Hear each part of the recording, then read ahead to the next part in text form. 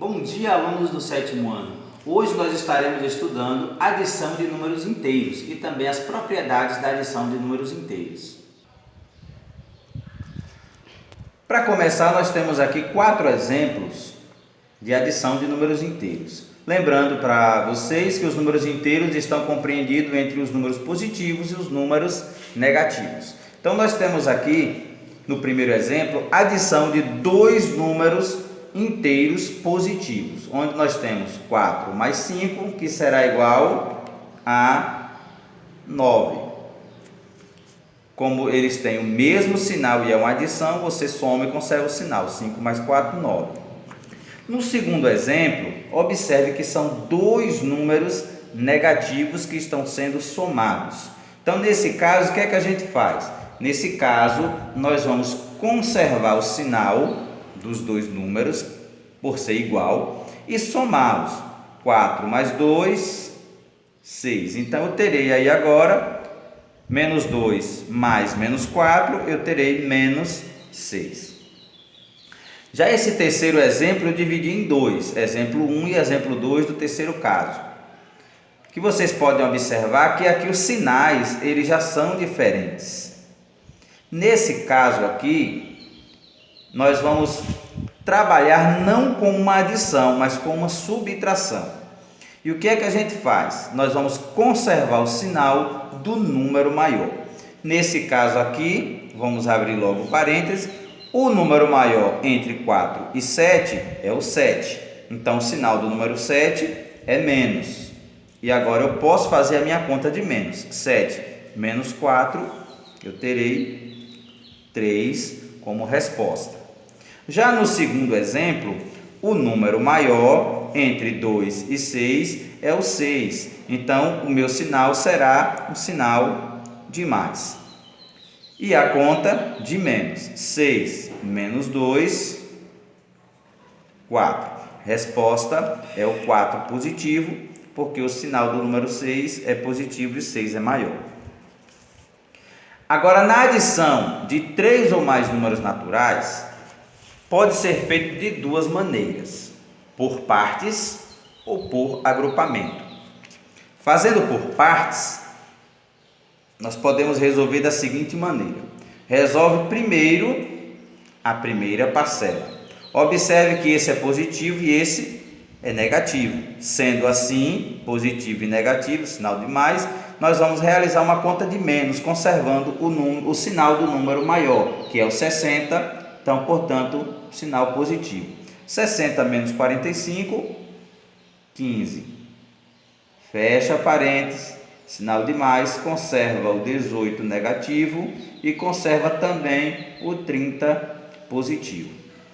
Agora, o que é que eu vou fazer? Vou resolver agora a segunda parcela, que é mais 15 mais menos 18.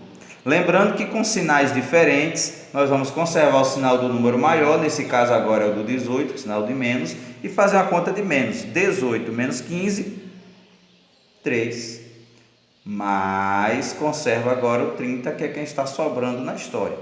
Então, mais uma vez, sinais diferentes, conserva o sinal do número maior, que é o 30, sinal de mais, 30 menos 3, 27. Foi a resposta que eu encontrei nesse primeiro problema aqui, feito por partes. Então, eu fui fazendo uma parte de cada vez e conservando as que não estavam sendo usadas. Por agrupamento, observem que são os mesmos números, o mesmo problema. Por agrupamento, nós vamos fazer o quê? Coloca-se os positivos primeiro, agrupando somente números positivos, o 60 e o 30, e no final coloca-se os números negativos, 45 e o 18. Observe que eu fiz um agrupamento. Nesse agrupamento aqui, eu vou resolver todas as adições e todos os números negativos, todos os positivos e todos os negativos.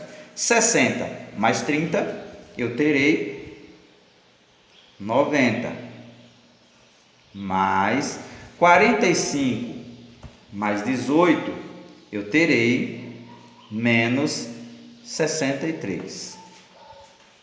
Observe agora que eu tenho apenas dois valores, o valor dos positivos e o valor dos negativos.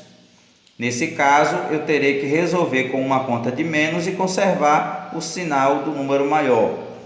Número maior 90, conserva o sinal do 90 que é mais e faz 90 menos 63, que dará por resposta também 27. E aí vocês podem concluir que não importa se vocês vão resolver por partes ou por agrupamento, o resultado ele sempre terminará da mesma forma. Agora, para a gente encerrar, vamos observar no livro aqui as propriedades do número inteiro. Os números inteiros eles têm 4 propriedades. A primeira propriedade é chamada de propriedade do fechamento. O que essa propriedade afirma? Que a soma de dois números inteiros é sempre um número inteiro. Não importa se ele vai ser positivo ou negativo. Se eles são inteiros, o resultado sempre será inteiro. Então, é isso que a propriedade do fechamento nos diz. A segunda propriedade é a propriedade comutativa, que você já conhece, que é onde a ordem das parcelas em uma adição não altera a soma. Tanto faz você fazer 11 menos 9, que vai dar mais 2, como menos 9 mais 11, que também vai dar mais 2. Certo? Não importa a ordem, como ela seja escrita, o resultado será o mesmo. A terceira propriedade é a associativa, que nos diz o quê? Que associando as parcelas de maneira diferente, obtém-se a mesma soma. É mais ou menos o que foi feito aqui, nesse caso aqui. Ou fazer por partes ou fazer por agrupamento, não importa de que forma você faça, o resultado sempre será o mesmo. Então não vai alterar a soma se você resolver primeiro os da frente ou primeiro os de trás, ou os do meio primeiro, sempre dará o mesmo resultado. E a quarta e última propriedade é a propriedade do elemento neutro, que também já é conhecida.